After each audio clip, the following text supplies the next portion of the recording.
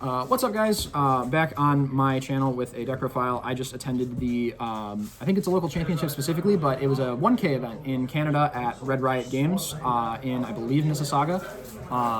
Amazing store. Shout out Steven for running an entirely great ship over here in a crazy clean event. I played combo Deku on the air symbol this format. I've always been a huge fan of combo decks, and I really wanted to try this one out, and I needed some reps before Albuquerque, so I'll take you guys through the deck profile and tell you how I did. So got some of this and some money. Also, very cool custom mats that they always give out at these events. So I played Deku, Izuku Midoriya on the move, Deku 7, whatever you want to call him. He's the flip character. Shoutouts to Bromley for the alt art one of this. He has 5 symbols, right? So as more cards come out that are attuned, he just scales crazy with the amount of other stuff that he gets to play. And as long as Phantom Thread is in the format, he will have a very steady kill you button that is hard to interact with if you protect it. So this is in here at a 3 of. It's not your only way to kill people, and it's also something you don't want to get bogged down in your hand with. You really want to build wide with him so you have more foundations to use your ability on. So you don't want to play like too heavy of a non-foundation, non-action card. So like you just want a fewer amount of attacks than you would expect and less actions and assets than you would hope. But we played definitely that one. Then we played 2 copies of High Velocity Slice. This is a really good like deadlock ability. You're going to be generating and scamming a bunch of free momentum, and sometimes if you just need to break a board, you can like put a couple forms on a Fajin, grab some free momentum, not spend it on that, play High Velocity Slice, give this stun a million, and then if you have forms on it, that'll kill them. Plus, it's also just like on the turns that you go turn 2 immediately flip, you can play this on a 5 pretty freely because it'll scam you a free momentum anyways. And on top of that, it's a breaker 2 high, or it's a breaker high block, which is good against Pony and other decks in the format that are trying to string pretty hard, especially post Flash when you just take away their ability to press any buttons that make it easier for them to check. Fajin Flurry is broken. This card just gets you 18 million momentum and will usually hit them for 7, even if they use an action that says they only take base damage. And then the real, like, kind of star of the show, but it's only at a 3 of right now. We have the Sweeping Daggers. I'm currently citing a 4th copy. I already have a couple of things that I'd like to change about this list. The 4th copy of Sweeping Daggers being in the sideboard being one of them. I don't think you need more than the 3 of it. It is very good. It's like super duper good to just put floating stats on one of your opponent's best attacks. And on top of that, it's just like good for, you know, like strip mining your opponent's aerial goblin bolts if they're on like Devil Jin or something similar, or taking away like key resources from their graveyard if they're trying to loop. And also the card's just insane. Another insane card from Crit Roll, we have 4 aerial goblin bolts. Part of the reason that you have your primary symbol in this deck be air, of like all 5 of them, or void, is because you get access to crazy block tricks like aerial goblin bolt, airy smiles, convenient timing, a bunch of other stuff that just makes it really hard for decks to string out against you. And a lot of what people get frustrated with in the format when you don't get to like lazily poke people is everyone wants to go to the enhanced step to press their buttons. So if you flash the first attack that they play, block with a goblin bolt, and then say, okay, for the first 2 attacks, you don't get to resolve your best button, it's really frustrating and hard for people to break through that, and that's what Deku leverages, because sometimes you just need that one extra turn to get to the Phantom Threat kill, or to get to a Fajin kill. Notably, also, Fajin is pretty resilient to speed resets specifically, because you'll scam enough momentum that if you put this at like 12 mid for 19, right, and they go, I'll reset the speed, you go, cool, I'll EX3 it all the way back up and then get a free one, right? And if they don't, you just pass and send it for 19. That is all for the attacks. It's a little bit light of an attack lineup, but this is a combo deck, right? So you don't really need them until you need them. 3 Airy, as we mentioned earlier, just really good block tricks in this format, especially in conjunction with like flashing something. Replicator Enthusiast, just because we did lose new training method. That's part of like why this deck used to be run on the good symbol, is because they had a lot more ways to interact with people's hate for the combo and a lot more ways to like speed build. This is just another really good way to speed build, and you can play this on every one of his symbols because it's attuned. It's also just like +0 mid block, which is pretty profitable and good, especially if you're like flashing a what's it called? The 6 diff that can't be reduced below printed speed and damage. If you flash that, it's still 6 mid 6, but you can block on a 6 with this as opposed to just taking 6 and being sad about it. Assets, this is kind of blasphemy. VME today felt really mid. Like, in this character specifically, you just have, like, your momentum is so overloaded on what you want to do with it that I never really wanted to use VME. unless I was in a spot where like using it might have saved my life, but in that spot I was probably just losing anyways. And losing the 1 momentum means that on the next turn cycle, that's like 3 less damage or 3 less speed, and I'm probably not killing them, which means that buying myself a turn did like nothing. But Tattered Costume was very good. Hate for actions is very good, and Hate for like stun a bunch is also not bad either. Especially if you see them like commit their resources that would fight you on this, then you can just like freely use this if they're trying to stun you out. So I'd probably take these out, but that'll be like for a future iteration of the deck. And then onto the foundations, we have 4 of probably the best card in the deck. A lot of what you get to do in terms of like manipulating what you get as far as like a hand size or as far as what your staging area looks like going into your opponent's turn is using this card on defense, or like re-readying it when you flip, or drawing when you flip, or like using a form for fun. Even if you're not playing an attack and you're on this side of your character, if your hand is like 6 foundations, you can still go form, commit 2 of these, respond, draw 2, you're an 8-hander, then you can still just build and pass, but you just drew 2 cards for free, because you're not using this on defense unless they stun you, because you're not on the side of your character that commits stuff.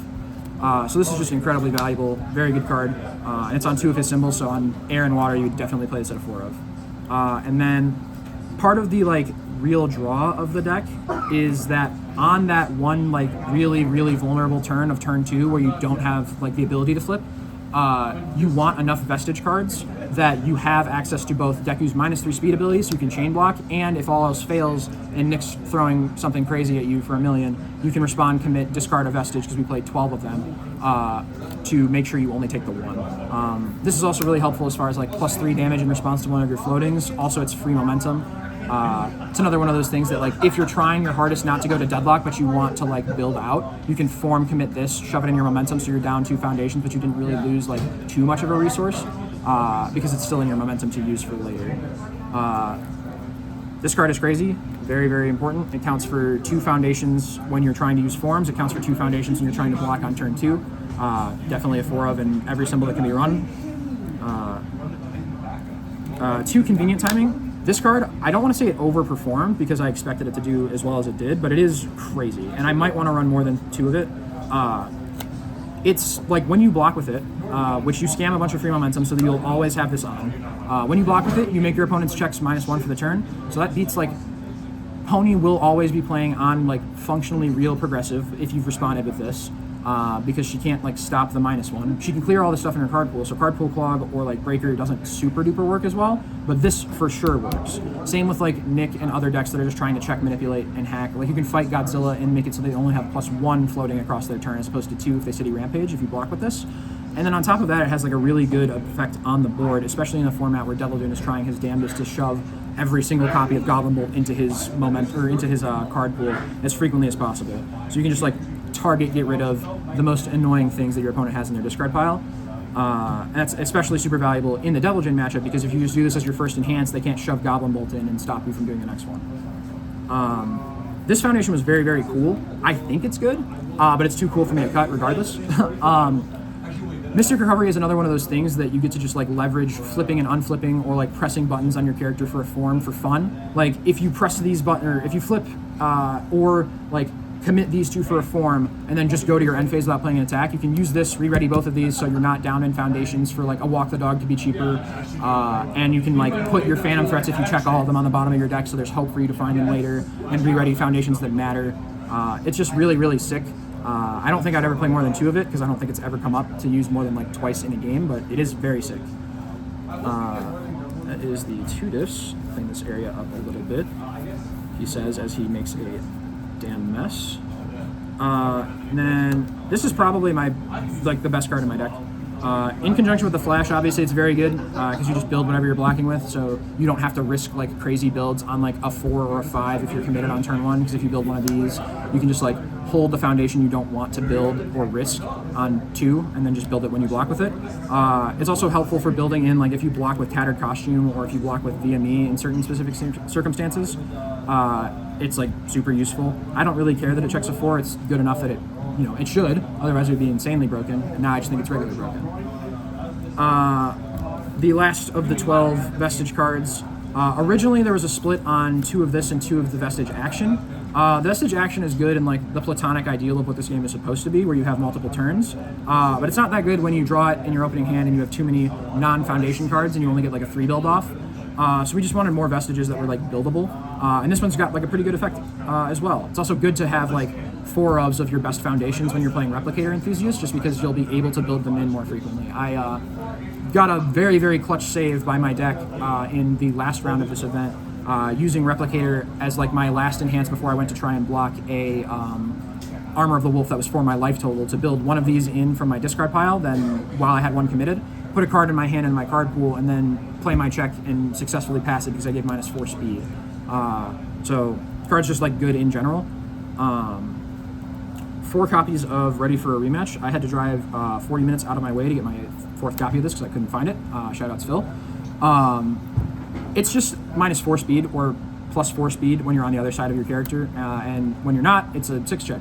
So it's just good. Good spam is hard to come by. 3 copies of Best Buddies. The life gain on this card actually came up quite a bit. It's also helpful for like keeping yourself out of deadlock, especially on those like dirtily hands where you are just forming to draw extra cards, building and passing. Then on your opponent's turn, you can like carve away at your foundations if you don't need enough to like flash a Phantom Threat, or you don't need them in general. Helps in conjunction with like another card to just like slightly top yourself off as far as life gain. 1 Shobijin's, it's unique, it's good in conjunction with Flash, yada yada. I've said that like 14 times. 4 copies of Jin's Parry and 2 copies of Class Membership. You'll notice the air symbol is really, really good from about here up. It's 2 diffs on higher, including attacks. Crazy. The spam, with the exception of like the ones that are really good in this deck, pretty mediocre.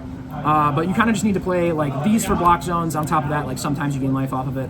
And this is pretty good if you hold your flash until the end of the string, then you're blocking on no prog on a 3 no matter what. Kind of reminds me of like Plus Ultra in that way.